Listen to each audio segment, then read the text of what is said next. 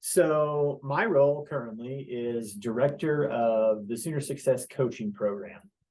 Now, in terms of the genesis of that program in relation to academic life coaching, um, Sooner Success has been around since 2009.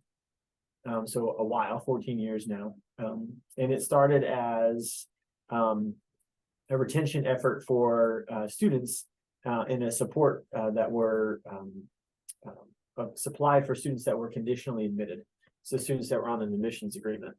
And the thought was a little bit of extra support in terms of academics and within like life to maximize students so that they can go from a position of feeling like they're surviving to thriving. Yeah, and I just recently looked at this. We have serviced in Sooner Success, just our program, over 5,500 students since its genesis in 2009. And the effects have been everything from students just feeling like they belong, so that inclusion, to students who are getting help with their academics, and so grades are improving, and students that have ultimately graduated. Now, I don't know if that's necessarily anything that Sooner Success has done, but having a go-to person on campus, having someone that they can talk to, they can bounce ideas off of, keep them moving forward, work on everything from study systems all the way through motivation and achievement, I think will benefit anyone. And so Sooner Success is different than the ALC communities because the 5 of us that are currently in Sooner Success, we are full-time coaches. Hope that students are in a better place. It's one of those things that I call it the tennis ball boy method. You know, like when there's a tennis match and the ball boy, that's the guy like holds the balls and like, you know, like throws it to you never notice them unless you were actively looking for them. And so the same idea is that if I never hear from my students again after that first year, hopefully that means they have the tools and the things that they need to be successful, or the means to be successful in what they need. And so, I guess my proof personally, I won't speak for anyone else. My proof personally is students that are coming back and about to graduate, and that I haven't heard from in years, and then end up saying things like, "You changed my life. I couldn't have done this without you." Blah blah blah blah. It's like, well, I didn't really do anything. I was just here. But for some students, that's enough. So I think so. I think it is more catered to the student experience.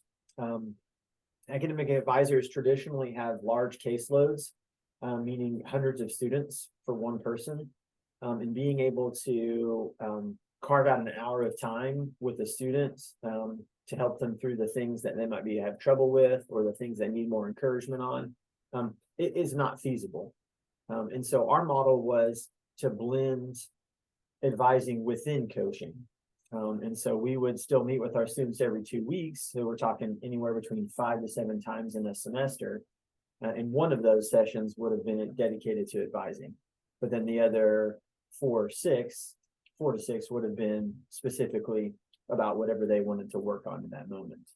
The advising community as a whole, which the community on campus, the advising community is called PACA, PACAA, Provost Advisory Committee of Academic Advising, has made a very big push in this last couple of years to get us a little bit more of a solidification in terms of, I'm trying to say this, job stature, in the sense that, you know, everybody's on the same playing field. Here's your track to be able to be promoted and get raises and so on and so forth, which wasn't necessarily the case just a few years ago when it was different from college to college. So continuity is good. The quality is great. I think that the equity, in the sense of that getting to where it needs to be, we've taken big strides to be able to do that. Sooner Success or the ALC community, we've all had the same type of training and certification, right? And so the types of conversations will be different from person to person, obviously, but the ways that we go about it will be very similar because we've all had the same training. To get a life coach at this kind of preface or this new chapter of your life, being college, is priceless. Well, one, it's a free service, right?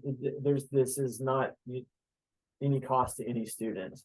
And if you were to go and get any type of academic or life or business or whatever coaching, I mean, it's like some coaches charge $200 an hour, right? So it's one of the things that the university felt students would benefit from, and they have. Like it's one of those things that when it comes to what you have to do and what you are capable of, sometimes just being able to have a conversation with somebody about that allows those things to flourish, right?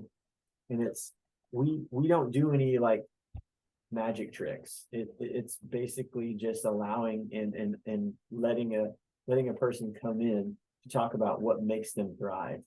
I tell people when they ask what I do, I say I'm a professional listener.